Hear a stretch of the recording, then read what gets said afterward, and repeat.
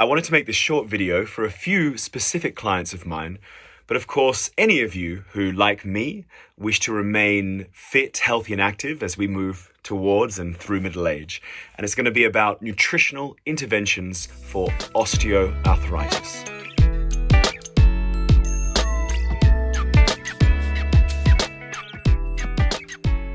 So osteoarthritis, not to be confused with osteoporosis, is a chronic and progressive wear and tear condition that can cause a fair amount of pain and discomfort and also disability in sufferers. It can cause cartilage loss in that joint space and the accompanied joint space narrowing, and can also cause the formation of quite painful bony spurs in that joint area. It normally impacts people over 50, but can occur in younger people also. Now, most people will experience what we call an insidious onset, which basically just means there's going to be no acute event that causes the start of the pain or the injury. What most people notice is just, some niggling pain or nagging injury that gets progressively worse over time. Hallmarks include pain that's worse in the morning or after prolonged periods of resting or sitting, but it can also be exacerbated both during and after exercise, particularly strenuous exercise. And one of the hallmarks of osteoarthritis is pain that's exacerbated by changes in the weather. Normally, sufferers complain about increased pain in cold weather. I'm going to be focusing today on osteoarthritis of the knee because it tends to be the most commonly seen type of the condition, but it can be seen in the hands and hips and spine and other parts of the body. And the dietary advice, and to some extent the principles of the exercise prescription I'm going to offer today, can be transferred from the knee to other parts of the body. A number of dietary factors have been associated with both the exacerbation or reduction of symptoms in sufferers of osteoarthritis. Now, due to the fact that osteoarthritis is, at least in part, a metabolic disease, some studies have found that the consumption of polyunsaturated fatty acids, or PUFAs, as you may see them referred to in some literature, it does seem to have some beneficial effect on symptoms of osteoarthritis. Now, these type of fats are found in oily fish predominantly, things like mackerel, cod, salmon, halibut, and so forth. But in terms of plant sources, they're also found in certain nuts and seeds. Most notably, walnuts tend to be the highest sources of PUFAs in plant foods.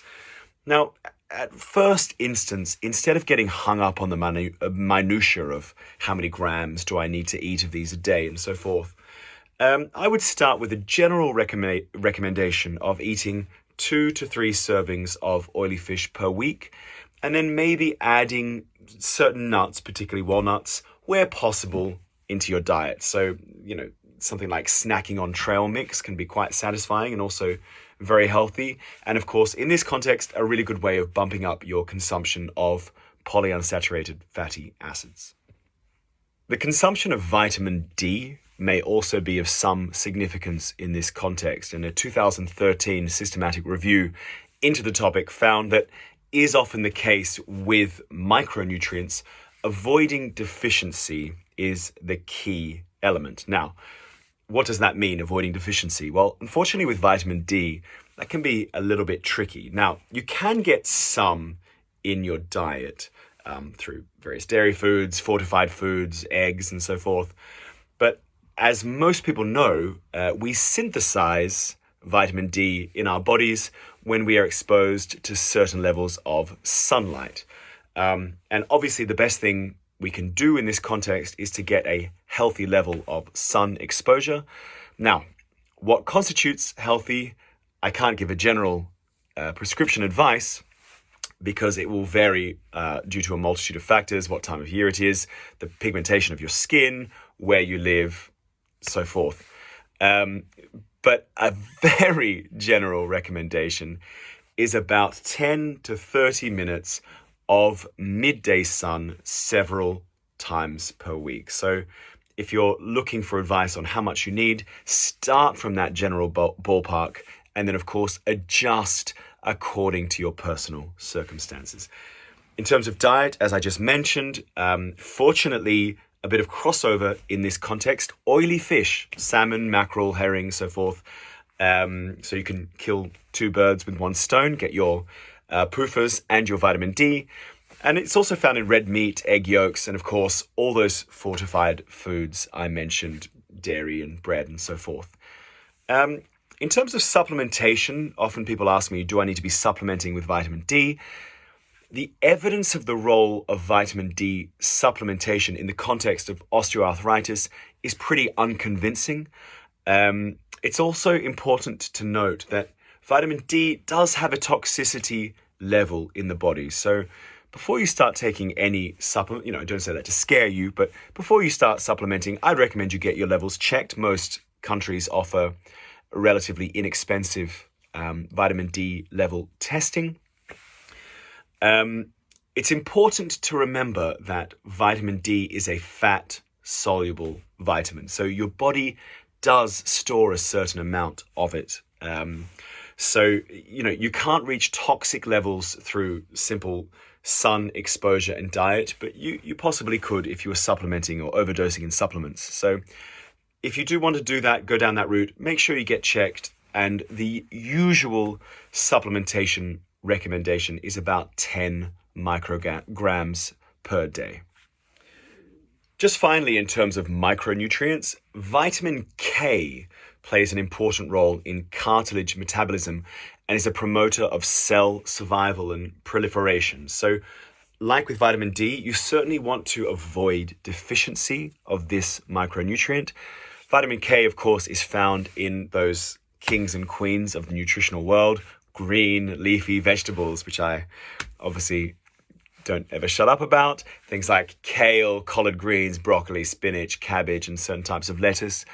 And it's also found in liver, certain cuts of chicken, prunes, avocado, and also in some hard and soft cheeses. So regardless of the dietary pattern you're following, you should be able to get your vitamin K daily requirements through your dietary means. Now, it's important to note that vitamin K is also a fat-soluble vitamin like vitamin D. However, the body tends to store very little of it at any one time. So it is better to think of it in practical terms more like those water-soluble vitamins like vitamin C that needs a daily intake. And just finally, in terms of dietary patterns, osteoarthritis does have an inflammatory component. So some sufferers may benefit in incorporating an anti-inflammatory dietary pattern in their day-to-day eating. Now, as I've spoken about in previous videos, the most studied dietary pattern in this context of being anti-inflammatory is the Mediterranean diet. Most people know that this is characterized by consumption of fatty fish, once again, lots of fresh fruit and vegetables, liberal consumption of olive oil, some whole grains and legumes, and of course, everyone's favorite, moderate red wine consumption. However, it is important to note that a similar anti-inflammatory response has been seen in other dietary patterns, such as the Japanese diet or just a simple whole foods diet. And this research does suggest that perhaps the most beneficial factor in these dietary patterns is in fact the foods they limit, not so much in the foods they promote or they promote consumption of.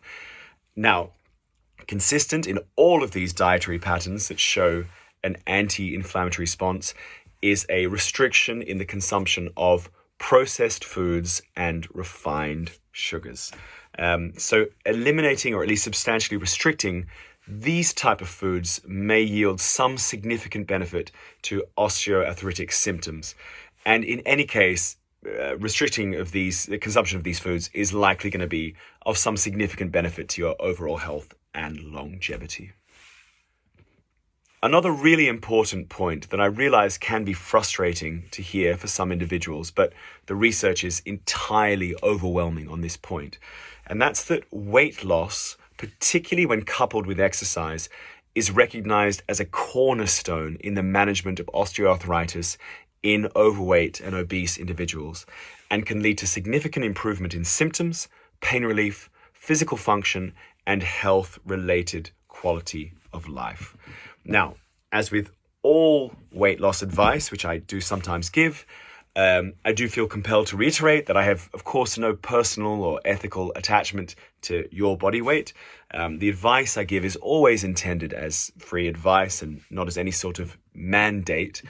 But I do have to add this point here, as the evidence regarding the relationship between weight and the prevalence and severity of osteoarthritis is truly overwhelming, not just across studies, but across fields of study. And in my research in both the realm of nutrition and dietetics and in biomechanics and physiotherapy, I just kept on coming up against the same recommendation. So if I didn't include it here, I wouldn't be doing my job. So if you are an overweight or obese individual suffering from osteoarthritis, even a small reduction in weight can yield significant benefit. And just as a quick side point on a related note, high cholesterol has also been associated with an increase in severity of osteoarthritis. So if you are an individual suffering from high cholesterol, it may be worth getting that in check also. Well, what about exercise? Well, fortunately, we have some research that tells us that exercise can be as valuable as medication in inducing pain relief in sufferers of particularly knee osteoarthritis. So if you do want to manage your condition without having to rely heavily on medications and drugs, exercise really is the way forward. Now, what type of exercise? There may need to be some compromise here, particularly those of us, heading through middle age, and switching from a higher impact to a lower impact exercise modality may yield some benefit. Now, remember, I'm talking about impact, not intensity. So you don't need to switch to dull, boring exercises. But, you may need to make some slight adjustments to your exercise routine for longevity and pain reduction. So obvious changes could be something like, if you're used to running many miles a week, switch that to some cycling or swimming, things like that. Something that you're going to stick to and still enjoy and still get that cardiovascular and muscular benefit, while taking some of the impact away from the affected joint. So, just as a quick summary, in terms of interventions for any type of osteoarthritis, I would recommend, at least for a trial period, increase your intake of polyunsaturated fatty acids by eating oily fish 2 or 3 times a week. Aim for a safe and healthy level of sun exposure, coupled with the consumption of vitamin D-rich dietary sources. Increase your vitamin K intake, mainly by consuming those important green leafy vegetables. You can try and follow a general anti-inflammatory eating pattern, something like the Mediterranean diet or a whole foods diet, but the most important factor being to restrict the intake of processed foods and foods that contain high levels of extrinsic sugars. If you are overweight or obese, you might want to consider losing a small amount of body weight, particularly when combined with exercise.